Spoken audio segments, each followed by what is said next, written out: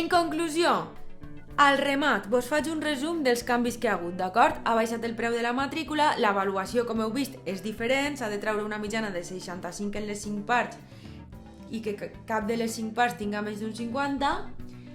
Però canvis en la prova d'expressió escrita de C1 i de C2. Abans teníeu 110 minuts per a fer dues redaccions, la de creació i la d'interacció, i ara teniu 100 minuts per a fer aquestes redaccions. Teniu 10 minuts menys, que això es notarà, i per tant heu de ser més ràpids. S'afegirà una altra redacció, i sereu i entrareu a fer una tercera redacció, que serà la de mediació escrita.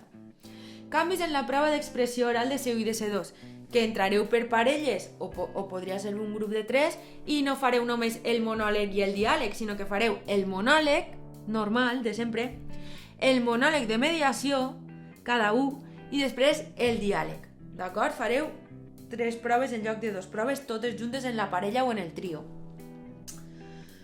Diferències o canvis en la prova de comprensió escrita. En la prova de comprensió escrita no hi ha canvis. Podia ser com fins ara, el mateix temps i poden aparèixer els 3 tipus de tasca que vos he dit. Canvis en la prova de comprensió oral. D'acord, fins ara solia aparèixer, són 3 tasques, solien aparèixer dues preguntes d'opció múltiple ABC i una de relacionar fragments amb idees que teníeu en la fitxa, fragments que escoltàveu amb idees, amb distractors.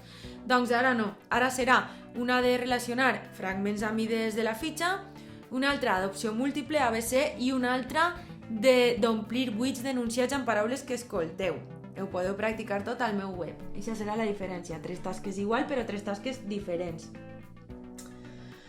I la diferència principal, a banda de l'avaluació de la prova, que canvia molt, l'altra diferència és que s'afig una 5a nota, que és la nota de mediació, que es trau de fer la mitjana entre el que tragueu en la prova de mediació oral i de mediació escrita, i serà una 5a nota, a banda de les altres, d'acord? Aquesta nota ja vos ho he dit, d'acord? Després, ja vos he dit la temporització aproximada de la prova. La prova serà més llarga, tant l'oral com l'escrita. Per tant, vingueu preparats, vingueu amb temps, vingueu amb menjar, amb beguda i aneu ràpids a fer les vostres necessitats, perquè el temps que tindreu des que acabeu una part de la prova fins que entreu a la següent serà mínim. Això.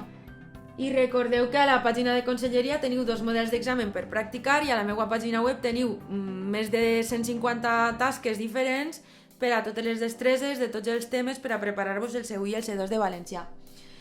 Bé, això és tot el que vos volia dir. Moltes gràcies per la vostra atenció, molta sort en la prova i llegiu-vos la guia del candidat i estigueu en compte si heu de canviar l'horari de la prova oral, de fer-ho dins del termini i segons les condicions que es tenen en compte. I la prova escrita no es canvia d'horari sota cap circumstància. I per a fer la prova escrita i oral també important, si teniu alguna necessitat especial, que teniu problemes de visió, problemes d'oïda, algun altre tipus de problema cognitiu, o esteu embarassades, o teniu problemes de pròstata, el que siga, feu una notificació abans de l'examen amb temps a la vostra escola d'idiomes perquè tinguen en compte la vostra necessitat especial, perquè si no vos posaran com podran amb tota la resta de gent i no tindreu els mínims que necessiteu, però demaneu-ho amb temps, d'acord? Moltes gràcies, espero haver-vos ajudat i molts ànims amb la prova. Ens veiem, adeu!